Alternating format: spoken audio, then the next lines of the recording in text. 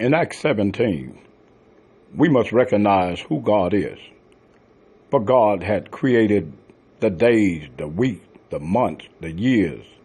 He had created everything within its season. Even God, and it said that one of the poets have also said that we're all God's children. And if we being the children of God, we must not believe that God is some kind of rock, some kind of wood, or some kind of iron or gold that we have fashioned together.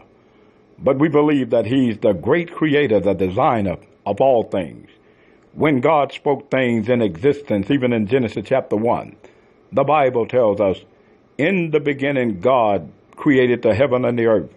The earth was without form and void, and darkness was upon the face of the deep, and the Spirit of God moved upon the face of the waters. And God said, let there be light, and there was light. And the evening and the morning was the first day. When Paul stood upon Mars Hill, he seen all the people that were wholly given to idolatry. He seen all the images and all the things that they had carved by their own hands. They had made these things and they called them their God. But God is totally different from all of that.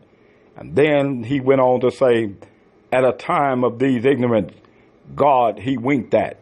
God overlooked things in man's life back then. During the time when man was walking in his folly, he was enjoying the things of his own pleasure.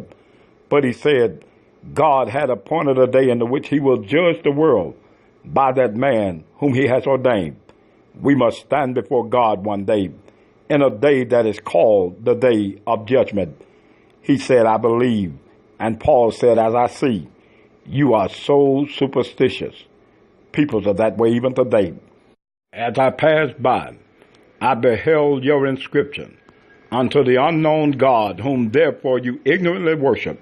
Him I declare unto you, and God that made the world. Lord, help us in Jesus' name.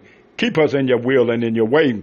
There are too many false prophets down here teaching and preaching things that thou hast not said. Keep us in your love. In Jesus' name we give thanks for it all. Amen.